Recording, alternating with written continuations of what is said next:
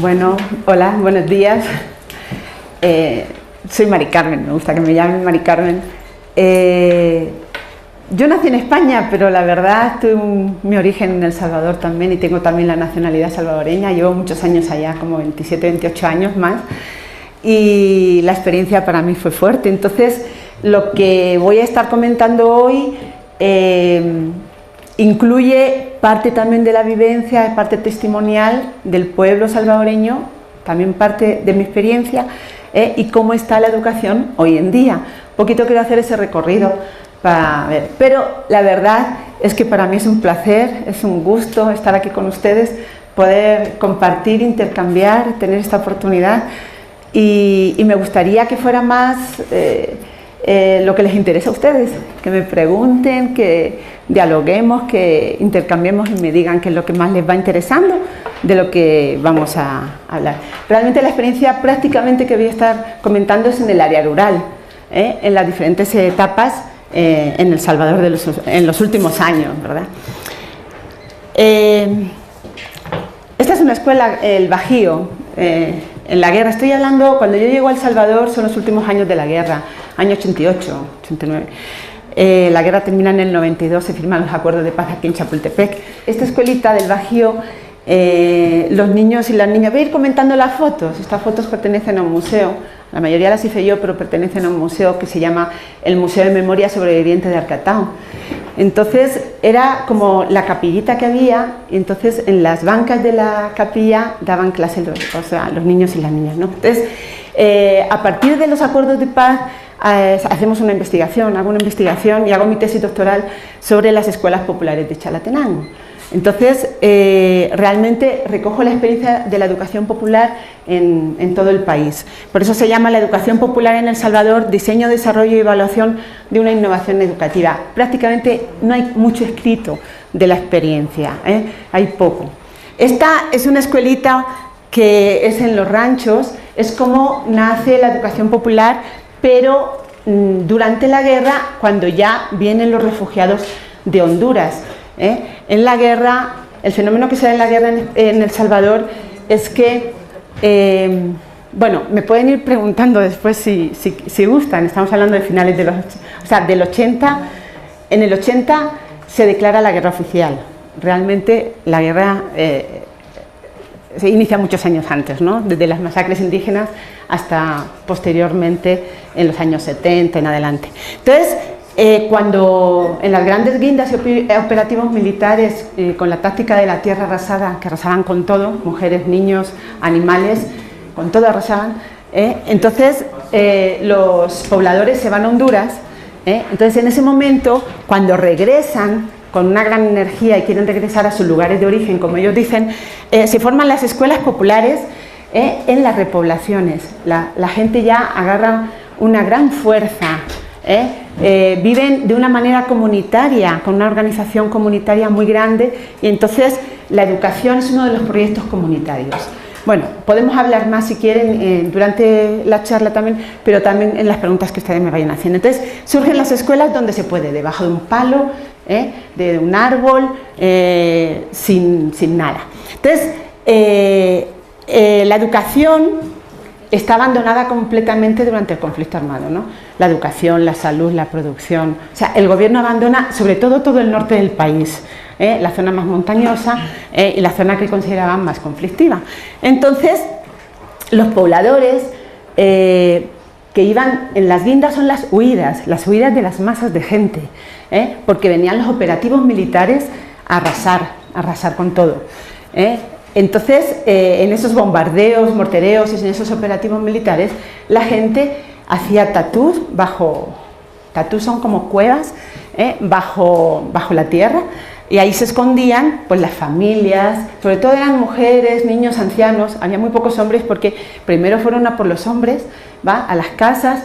Cuando los hombres veían eso, que los mataban, pues se iban a la milpa, donde trabajaban el maíz y el frijol, y ahí se escondían. Entonces mataban en las casas a las mujeres y los niños. Entonces ya todas las familias salieron guindeando, salieron huyendo en masas de 1000 personas, 600 personas, etcétera. Entonces los grandes operativos militares arrasaban con todo, iban a los caseríos, a los cantones, mataban a todo el mundo, gallinas, cuches, vacas, ancianos, mujeres, y con unas torturas y unas cuestiones horribles, terribles. Entonces abandona salud, abandona educación, abandona producción, o sea, la religión, todo se abandona en estas comunidades durante más de 12 años, desde el año 80 que se declara la guerra oficial.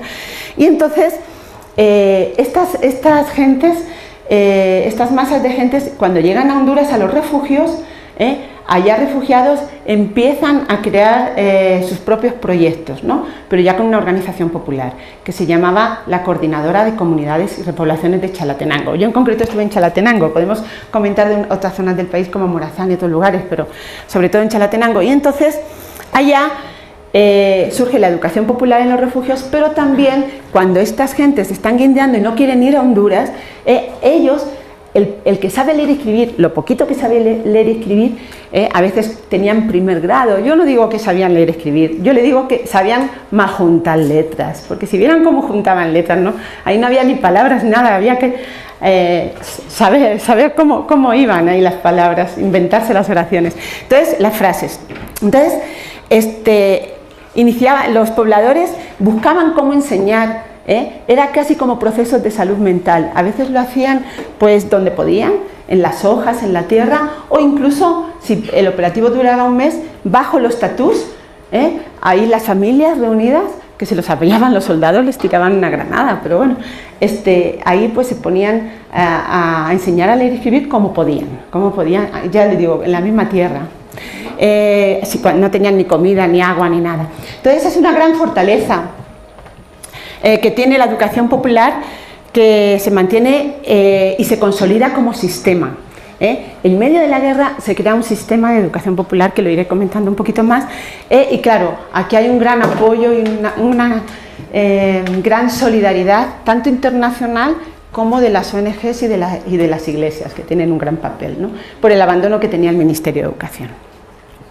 Esta es la escuelita de Arcatau, una escuelita que antes de la guerra era del Ministerio de Educación, tenía la infraestructura del Ministerio de Educación, pero después de tantos años de abandono, pues las bancas y todo estaba destrozado, y muchas veces pues no teníamos los pupitres, pues los retenes militares no nos dejaban pasar nada, no dejaban pasar una hoja de papel, un libro, era subversivo, porque el que sabía leer y escribir era subversivo y entonces lo mataban. Entonces no te podían hallar ni un papelito porque ni los soldados sabían leer y escribir. Entonces no podíamos pasar materiales de educación, no podíamos pasar nada por los retenes militares. Entonces muchas clases no tenían pupitres y en el suelo, ¿no? La educación popular, entonces en la zona surge como un proceso dialógico y problematizador a partir de todas las necesidades y todas las vivencias que tienen estos pobladores. Ya con los acuerdos de paz, ya en el 92, inicia un proceso de negociación y concertación educativa entre todas las ONGs que han estado trabajando en educación, pero no solo en Chalatenango, sino en todo el país, y el Ministerio de Educación.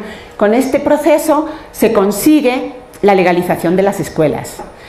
Se consigue varias cosas. Primero, aunque las escuelas se les habían puesto el nombre de personas o de las comunidades como ellos querían, el Ministerio de Educación las legaliza con el nombre que ellos quieren, que suele ser el de la comunidad y no el de maestros populares que a lo mejor les habían matado, niños y niñas, como la gente quería. Y por otra parte, fíjense que en estos años, hasta el 92, yo trabajaba entonces para la diócesis de Chalatenango como voluntaria, completamente voluntaria. Yo llegué a España completamente voluntaria, me llevó un jesuita que se llama John Cortina, no sé si lo conocen ustedes. Entonces, y me dejó allí en la zona. Yo no sabía lo que me esperaba. Realmente las cosas que he vivido aquí en América Latina y en las comunidades, para mí ha sido totalmente nuevo. Yo no me esperaba nada. Solo me dijo, mira, vas a estar en una zona que es conflictiva, ¿te animas? Y yo, porque me cambió de lugar, iba a ir primero a un lugar y luego a otro, y después me dijo, mira, vas a tener que caminar bastante. Y yo, que no era muy deportista, bueno, voy a probar, a ver qué tal me va, si puedo caminar muchas horas, pues, y lo consigo, por veredas, no por calles, con un zacate así de alto que cortaba, porque no había calles, estaba todo bien abandonado, ¿no? el puente lo habían botado, lo habían tirado y entonces no se podía pasar el puente de Sumpul y entonces teníamos que caminar y teníamos que ir con la organización comunal y con el párroco, que era un jesuita, se llama Miguel Vázquez, que está todavía allí, íbamos organizando y creando las escuelas populares en el área rural, con las personas que sabían un poquito leer y escribir. Y muchas veces nuestros propios estudiantes, según íbamos aumentando de grado, iban siendo los maestros populares de los 8 grados. Esta foto es... nosotros fuimos hasta Chalatenango por materiales, se me ocurrió llevar plastilina, se me ocurrió llevar cuadernos, lápices, crayolas para que pintaran. Ellos no conocían nada de estos materiales y fue todo un reto pasar por los retenes militares todos estos materiales educativos. Aquí en el área rural no tenían derecho a nada, no tenían derecho ni a la vida las personas, los niños, las niñas. Estos eran los mayorcitos que teníamos en algunas de las escuelas. Caminamos muchas horas para ir a por los materiales, para regresar con esos materiales y el obispo tuvo que ir a conseguir que nos dejaran pasar los materiales por los retenes. Realmente fue toda una aventura que tuvieran derecho a tener por lo menos una hoja de papel, porque no teníamos ni dónde escribir y las partíamos, un lápiz también lo partíamos para conseguir para todos, ¿no? Entonces,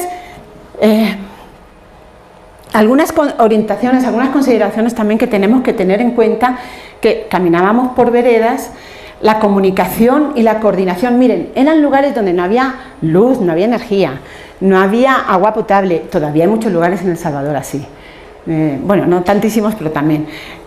No había, por supuesto, teléfono ni correo postal, nada, ¿no? Entonces, la comunicación se la hacíamos con personas. Tenían que ser mujeres o niños que llevaran un papelito bien escondido, muy escondido, porque si lo hallaban los soldados les mataban, por eso les llamaban, eran los correos, y llevaban la fecha de la capacitación o de la planificación que íbamos a tener los maestros y las maestras populares de las diferentes escuelas que habíamos, bueno, en la región donde yo estaba, porque se llamaba la región 1, que era la que estaba más cerca de Honduras, ya en la frontera con Honduras eran 16 escuelas populares, pero en total eran 4 regiones y eran 33 escuelas las que tenían, sin ninguna ayuda del gobierno, por supuesto, al revés. Venían a reprimir y a matar, o sea, nos venían a bombardear las escuelas o venían los operativos a querer violar a las maestras. Entonces, realmente hubo una gran persecución de maestros y de catequistas. Los mataban, porque eran los que podían abrir conciencia, los que tenían cultura y los que podían ayudar a cambiar la realidad, ¿no?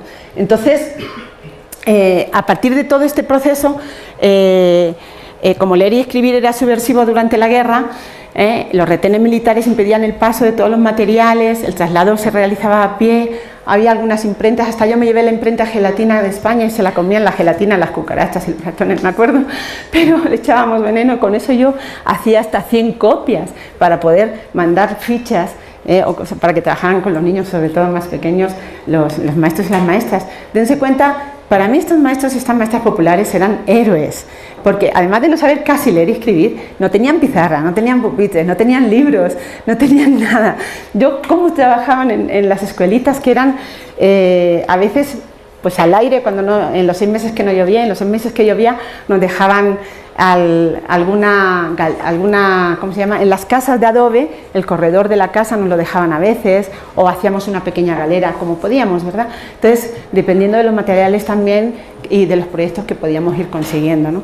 Entonces, estos testimonios recogen pues toda la vida y todo el sentir de esta población, ¿vale? Bueno, la investigación tiene muchos fundamentos teóricos, pero sobre todo con Freire, Freire nos llega, sobre todo a partir de Nicaragua.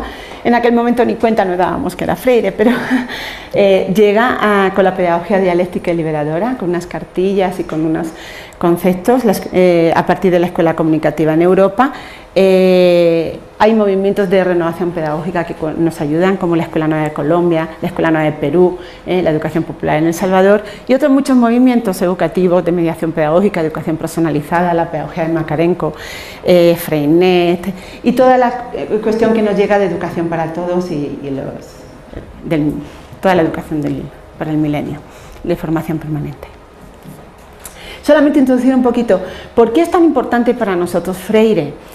Freire habla de la alfabetización del campesino, ¿no? Del campesino y de la campesina. Indígenas en El Salvador hay muy poquitos, ahora están surgiendo de nuevo los indígenas, los masacraron en el 32, fueron masacres de 30.000 personas, en el 48, de muchos más en diferentes zonas, entonces quedan muy poquitos indígenas, fueron muy reprimidos en los gobiernos anteriores de Arena, después de los acuerdos de paz, siguieron siendo muy reprimidos, muy marginados, y entonces solamente hasta que ha llegado este gobierno anterior, que ahora es el gobierno actual, que tuvo una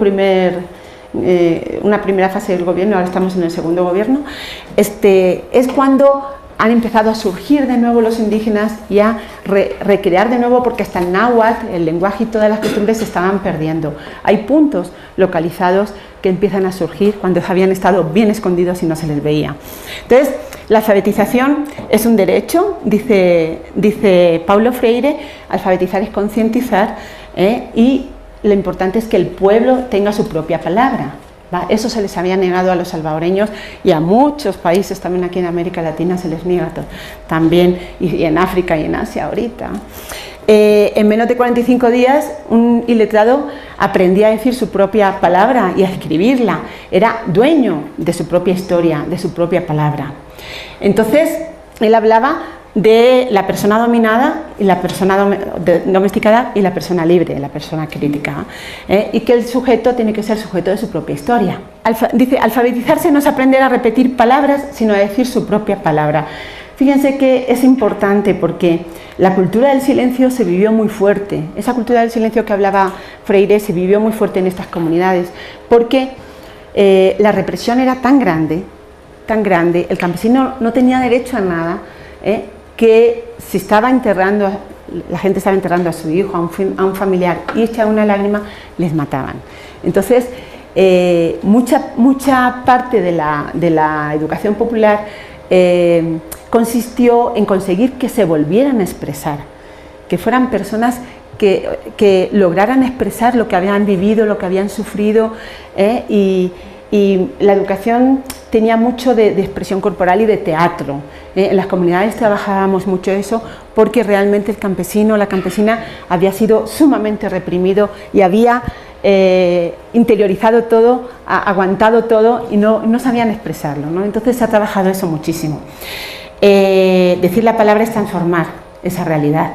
Y en muchos países como en El Salvador y la oligarquía salvadoreña, la Fuerza Armada y todas sus relaciones con Estados Unidos no permiten que eso sea verdad.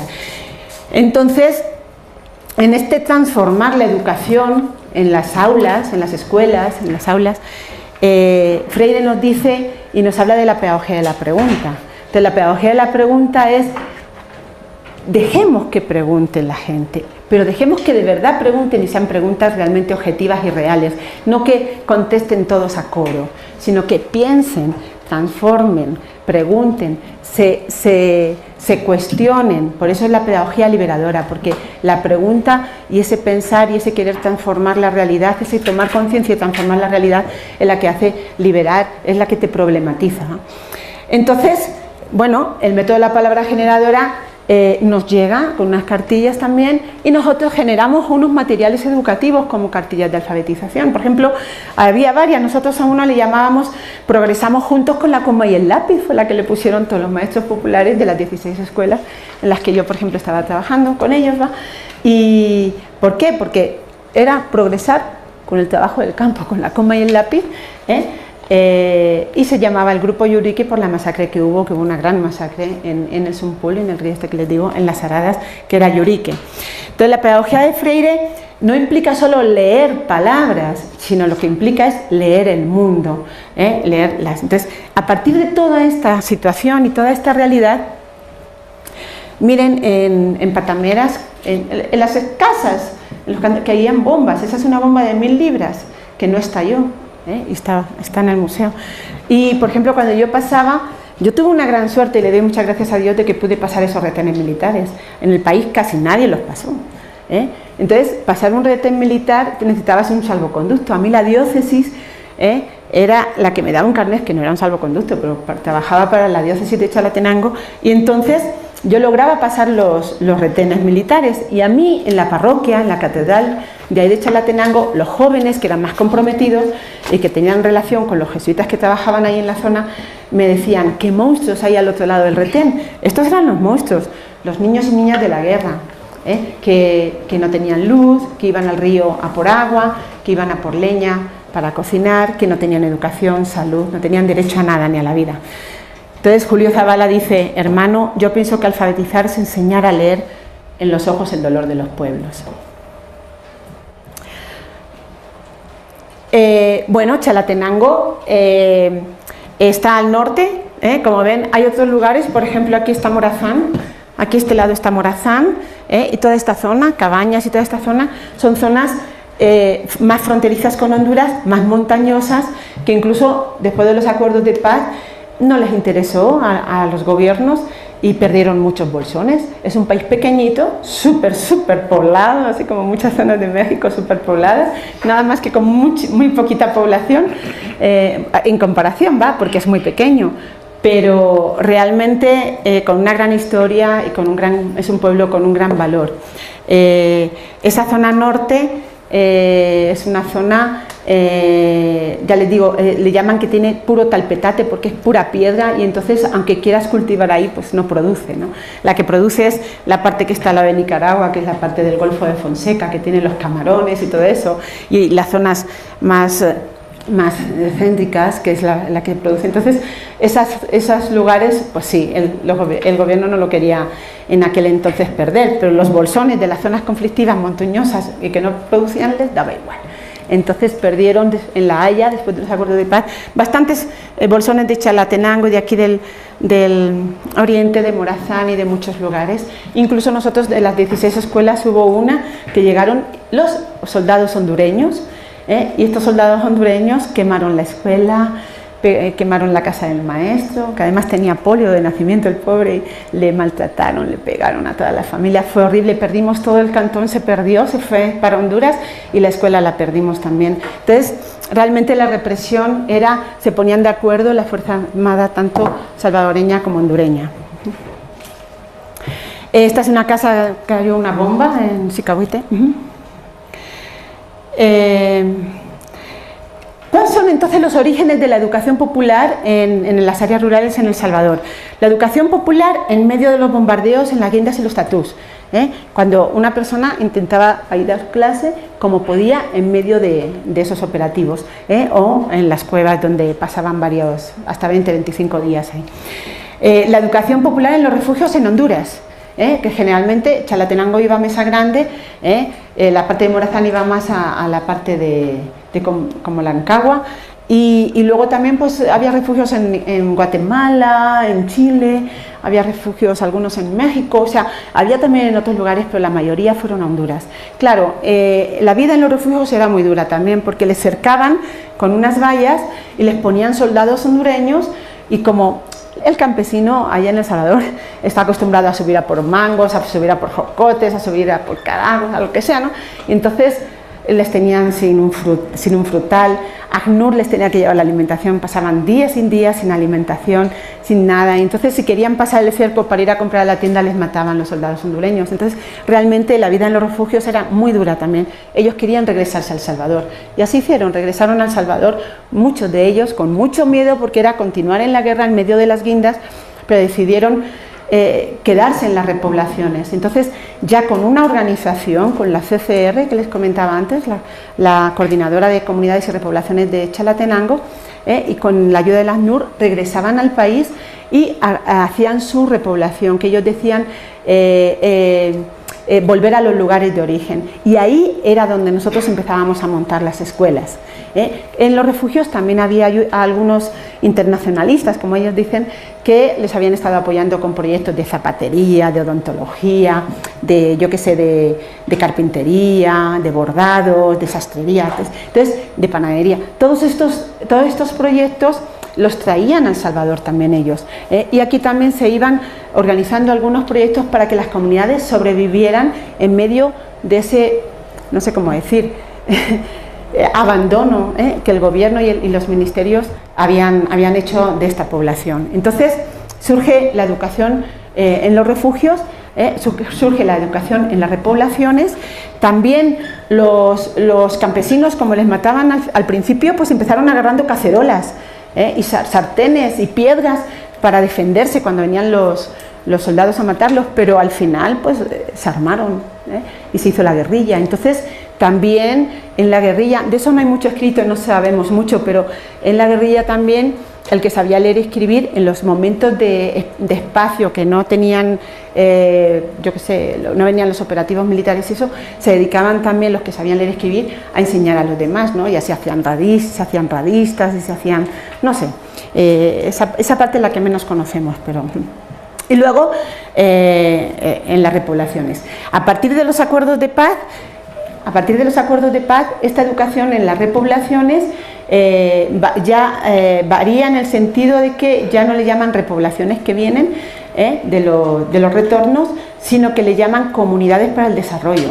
Entonces ya es la educación en las comunidades para el desarrollo de Chalatenango.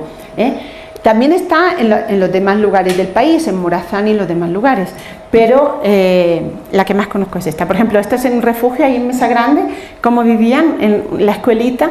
Esto es una fiesta que hicieron con los niños y las niñas en Mesa Grande. Y a partir de las escuelas y los barracones que tenían ahí en el refugio en Honduras, ahí en Mesa Grande, ¿no? Pero con los cercos militares que no les dejaban salir. Como ven, ni un árbol, ni un palo, nada. Cuando llegan a las repoblaciones, está la escuelita de los ranchos con un testimonio de Francisca. Ella después a los 16 años fue maestra popular también. Entonces decía, estudiábamos debajo de los árboles en unas piedras.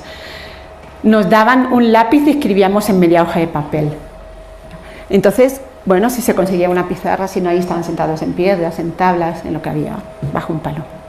Así empezaron las repoblaciones. También se hizo un estudio de los dibujos. Estos eran los dibujos de los niños y las niñas, sobre todo estos son más de Carasque, de otra escuela de Carasque, cómo venían a bombardearles y a mortorearles sus milpas, sus casas, los lugares donde trabajaban. Esos eran los dibujos de antes de los acuerdos de paz. Después, ahí está, por ejemplo, esta es una escuelita que montamos cuando llega, la última repoblación que llega en el 91, creo que es la última, es esta Nueva Trinidad. Cuando venían de Honduras traían pues sus proyectos, las tablas para hacer sus casas y todo eso, pero lo importante era hacer la milpa lo primero.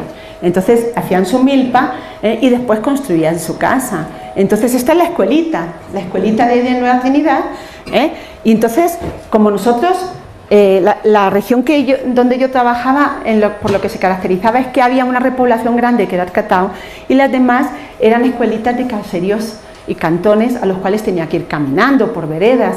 Entonces la más cercana estaba a 1 hora, la más lejana, yo hablo de caminar solo, la más lejana a 5 horas, ¿no? Siempre por veredas diferentes. Entonces, para planificar con los maestros y las maestras que esta es una capacitación que tocó en Nueva Trinidad, en la escuelita de Nueva Trinidad ese día.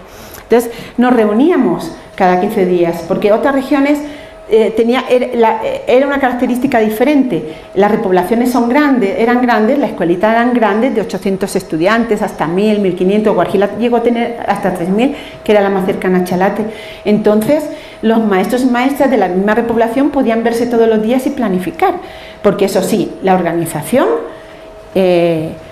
había gestionado y había creado estas escuelas con la ayuda de las ONGs y de las parroquias, pero lo importante es que trabajaban de una manera muy dialógica, planificaban conjuntamente, era algo muy bonito. La parte comunitaria yo nunca la había vivido en España, nunca la había vivido en San Salvador, nunca la he vivido en ningún lado, pero aquí sí. Es precioso ver cómo las comunidades deciden, toman decisiones.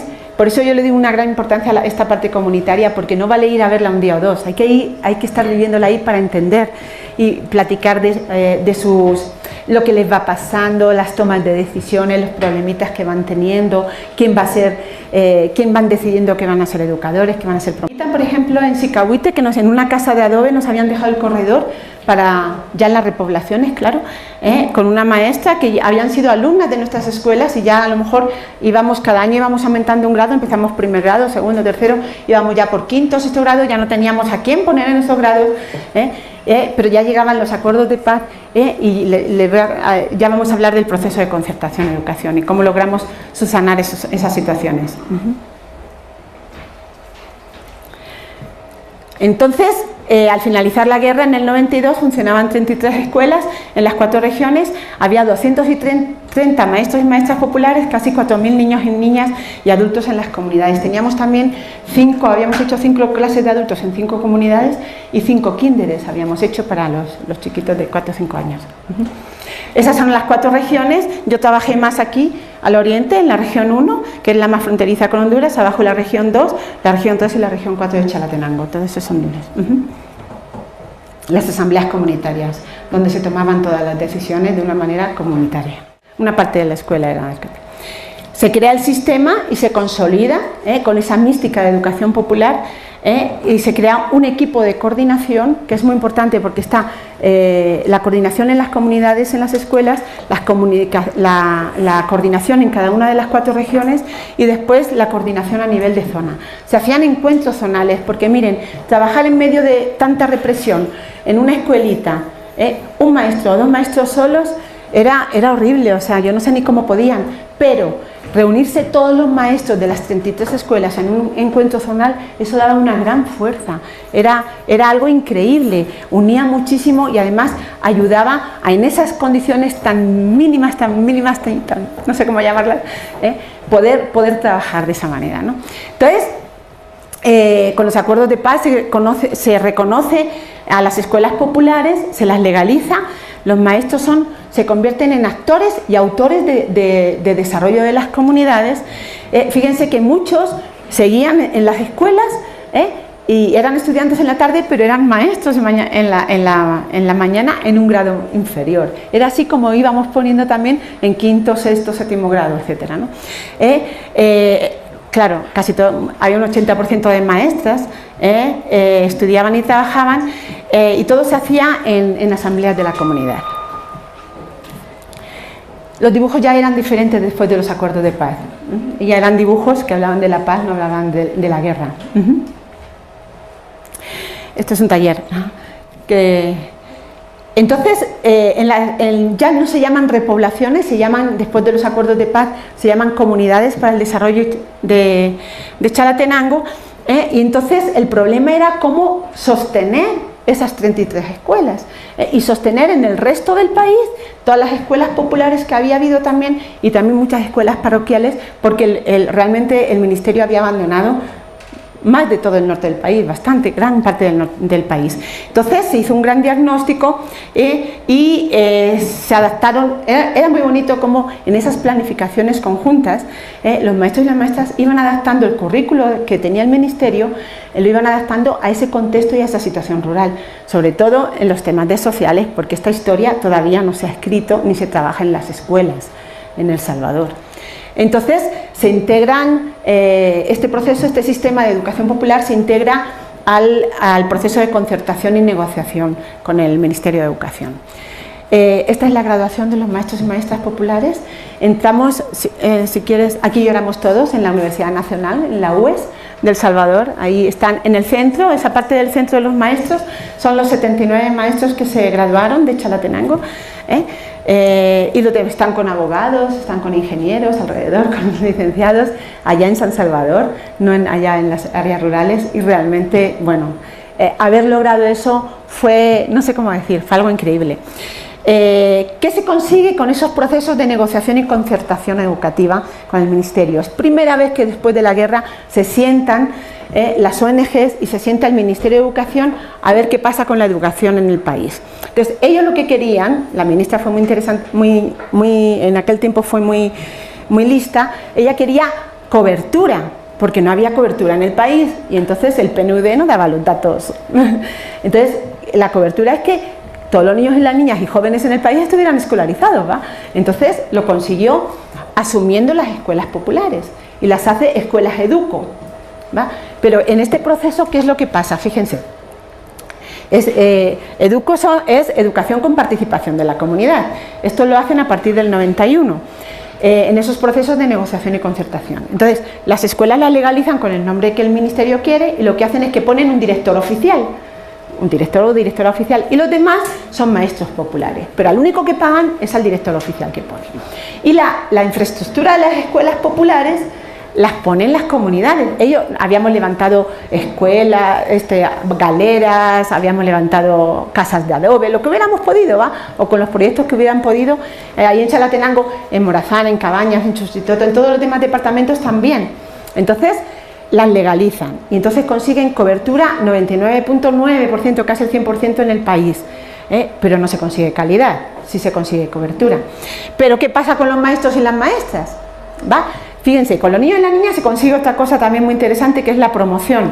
Nosotros, con el padre, el jesuita, el padre Miguel, que está allí todavía, habíamos hecho un boletín de notas y habíamos puesto las asignaturas y las características a nivel actitudinal, todo lo habíamos hecho un boletín bonito que está allí en el museo si lo quieren ver, y habíamos puesto las notas de los niños y las niñas, y les habíamos ido promoviendo de grado en grado, pero a nivel de educación popular. Bueno, pues el ministerio aceptó esos boletines y el que había logrado llegar a quinto grado o a sexto grado empezó al año siguiente en el siguiente grado, o sea, nos consideró la promoción, pero a los maestros y los maestros no los absorbe, siguen siendo populares. Entonces tuvimos que hacer todo un proceso de formación formal ya de los maestros y las maestras, primero con un examen de suficiencia a noveno grado, que como hicieron con toda la desmovilización de la Fuerza Armada, pasaron casi todos a ser Policía Nacional Civil, les hicieron un examen para noveno grado. Ese mismo examen se lo hicieron a los maestros y maestras populares de una lista de 400 en todo el país. De esos 400, 200 eran de Chalatenango, de estas 4 regiones, de las 33 escuelas. Entonces, esos 200 logran entrar en el proceso, se sacan el noveno grado. Después el ministerio tenía un bachillerato a distancia, pero solo con módulos escritos que llegaban a Guarjila, la comunidad más cercana a Chalate. Entonces todos viajaban, viernes, sábado y domingo, estudiaban en Guarjila el bachillerato, con los módulos a distancia, mientras que los demás días estaban trabajando como maestros y maestras en las escuelas, porque eso no podían dejar. Cuando se sacan el bachillerato, ahí termina el proceso de negociación y concertación. En otros lugares pasó igual, en Morazán, en Cabañas también pasó igual. Entonces, ¿cómo sacaron el título de maestros? Allá se llama profesorado, son 3 años todavía, no tenemos el grado todavía, está este nuevo ministerio quiere sacar el grado, pero hay que sacarse la licenciatura, que son 2 años más después del profesorado. Realmente la Asamblea Legislativa tiene que aprobar una nueva ley para aceptar el proceso del grado, y mientras que esté un gobierno de izquierda ahorita, no lo va a aceptar la Asamblea. Entonces porque los poderes están muy repartidos todavía y la derecha todavía mantiene todos los poderes prácticamente. Entonces hay que hacer negociaciones y todo eso, está bien difícil. Entonces ahorita tenemos el profesorado y 2 años más la licenciatura. Entonces ellos sacaron su profesorado así, de esta manera. Por ejemplo, en la zona de Morazán lo sacaron con una universidad en coordinación con Gerona, con España, y luego no les querían dar la convalidación del título al Salvador. Fue toda una lucha que tuvieron que hacer para que los maestros y las maestras populares les convalidaran su título. En Chalatenango no, lo hicimos con la UES, que llegaba también viernes, sábado y domingo a la comunidad esta, y ahí todos bajaban ahí y estaban los 3 días estudiando, y así sacaron su profesorado. Cuando lograron titularse, como nadie quería llegar a estos lugares de los maestros oficiales, y si llegaban eran por los que solían ser los más borrachos, son los lugares más inaccesibles, les costaba, llegaban el lunes, el lunes los viajaban, hasta el martes empezaban las clases, se iban jueves, o sea, se daban unos fenómenos bien con los maestros oficiales, bien problemáticos. Entonces el director sí tenía que ser oficial siempre. Entonces fue simpático porque empezaron a convivir maestros oficiales con maestros populares en las escuelas, y todavía se sigue dando esa convivencia, nada más que al pasar las escuelas a ser educo, ya pasan a ser todos los maestros y maestras. Cuando ya consiguen su título, les dan las plazas y consiguen ser maestros y maestras EDUCO, nada más que no con ley de salario, no son maestros oficiales. Entonces, el programa EDUCO, que tanto ha pasado a ser tan famoso internacionalmente, tiene sus problemas. Pasaron más de 20 años, 20 y tantos años estos maestros y estas maestras sin tener planilla, sin estar considerados en una planilla, sin tener prestaciones, sin ser maestros. Les decían que eran del ministerio, pero no los consideraban, ni les pagaban, ni les daban prestaciones. Solo les daban el dinero a los padres y las madres de las escuelas, a las ACE. Entonces convivían las asociaciones comunales para la educación, que eran de las EDUCO, que estaban formados por los padres y las madres, con los CDI, los consejos directivos escolares de las escuelas oficiales, y de las parroquiales, que eran los CECE. Entonces, en las ACE les daban el dinero a los maestros, y si tú eras un maestro popular, si te querían contratar el año que viene, bien, y si no, te echaban. O sea, ahí no había estabilidad, no había nada, o sea, no eran maestros con planilla. Entonces los padres, si le reprobabas a tu hijo, pues los padres no te volvían a contratar, no volvían a contratar a esos maestros. Se daban unos fenómenos, porque los padres y las madres, ¿cómo pueden llevar la gestión de una escuela? O sea, ni qué necesita una escuela. O sea, hubo anécdotas de todo tipo con el programa EDUCO. Entonces, bueno, estos consiguen las plazas EDUCO y a la vez, como iban a los grados más altos, mientras que se seguían contratando para los otros grados a maestros y maestras populares para primero, segundo y tercer grado, ¿no? Entonces esa convivencia con maestros y maestras populares era muy interesante. Bueno, ahí está todo el perfil del educador. Esto, como lo hemos ido comentando, las dificultades de acceso, de infraestructura, bueno, del educando, económicas. Bueno. La investigación trabajó varias temáticas muy concretas. Por ejemplo, la educación es popular. ¿Y por qué era popular? Es un sistema, es innovadora. La metodología propia de la educación popular, los valores humanos de la pedagogía popular, eso que se pierde tanto en las escuelas y en las comunidades, la relación educativa, y es replicable la educación popular que aporta al sistema nacional. Todo esto, fíjense, les pongo esto, es bien bonito. ¿Qué pasó cuando los maestros consiguieron su título y su plaza EDUCO? Estos maestros hicieron una votación, ¿puedes?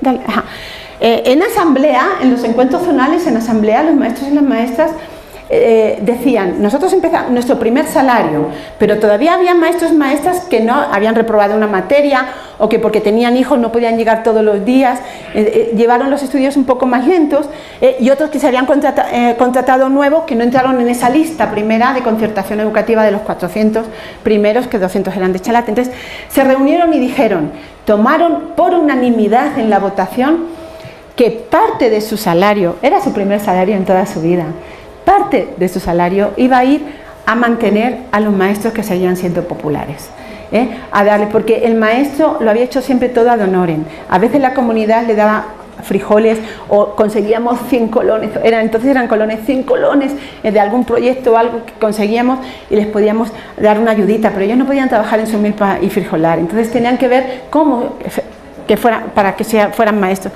desde su primer salario. Esto, si no es un espíritu comunitario, de organización comunitaria, esto no existe en ningún lugar.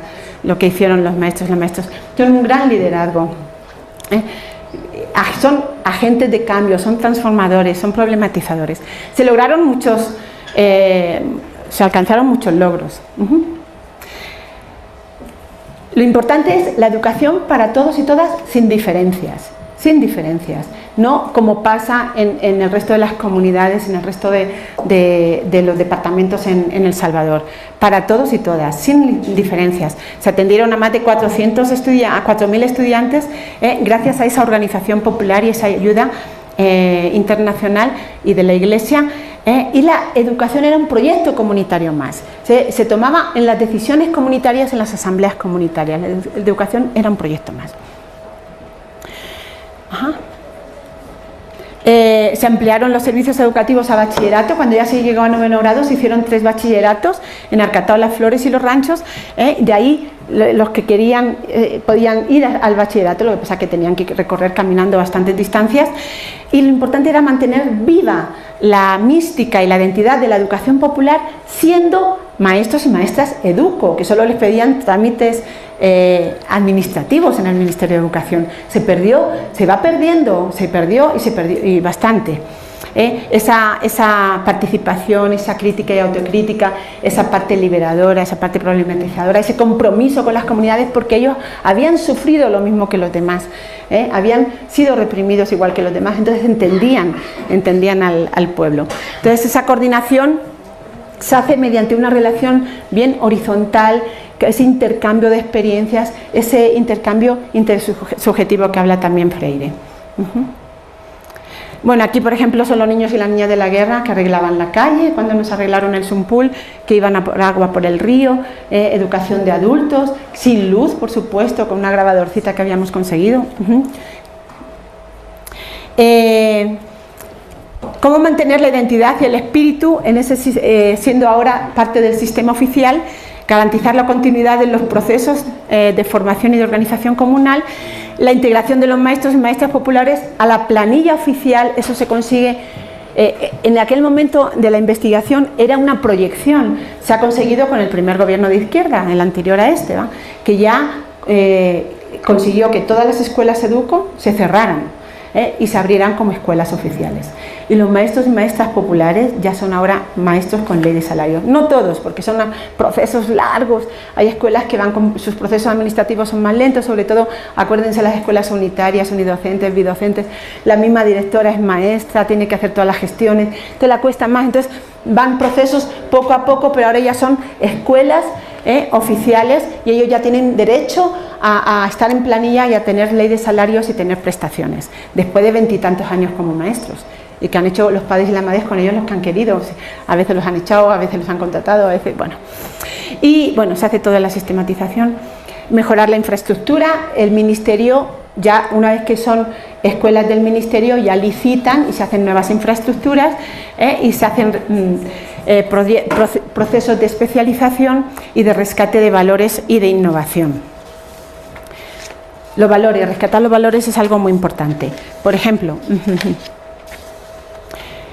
fíjense, rescatar tanto los valores comunitarios como los valores dialógicos es importantísimo para la parte de transformación de estas comunidades y para que tengan un derecho. Pero el rescate de la identidad, de la memoria, de la historia del pueblo, el rescate de la memoria como sujetos de historia. Que miren, muchas de estas personas murieron en las masacres y no han existido nunca, porque nunca le sacaron su documento, su DUI, nunca fueron a la alcaldía y nadie los llevó y nadie les dio esa oportunidad. Entonces, sabemos de masacres de más de 1000 personas, pero solamente en los acuerdos de paz había 300 nombres, porque los demás no sabemos cómo se llaman, nunca se supo. Mataron las familias enteras y nunca llegaron a ser identificadas con su documento nacional de identidad. Entonces, realmente ni derecho a existir tuvieron, ¿va? Es un gran problema.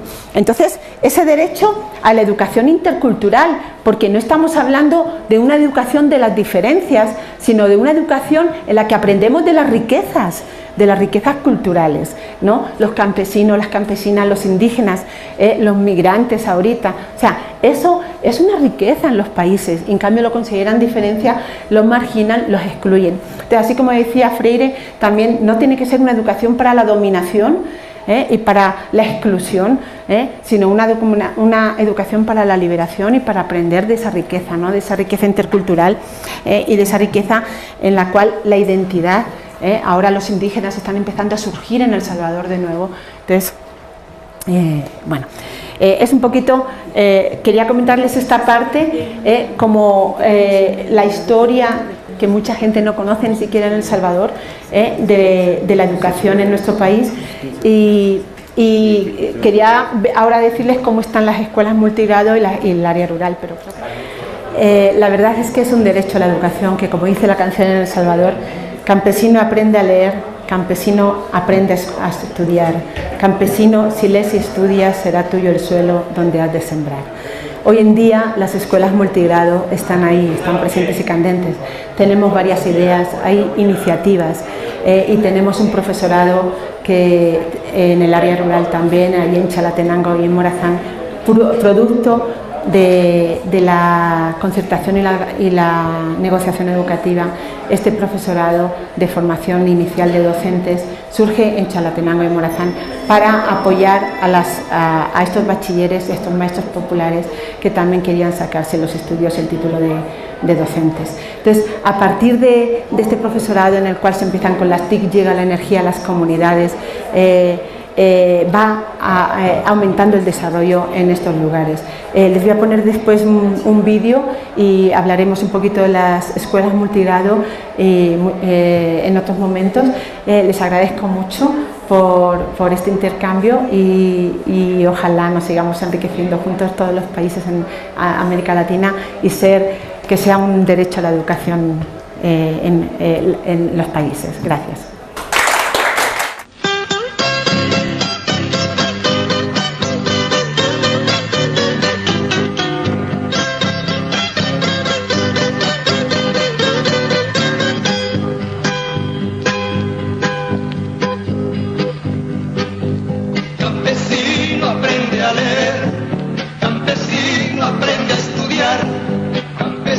Si lees y estudias, será tuyo el suelo donde has de sembrar. Porque si hay tierra de sobra, que a nadie le ha de servir, vos no tenés ni un pedazo para sembrar y vivir.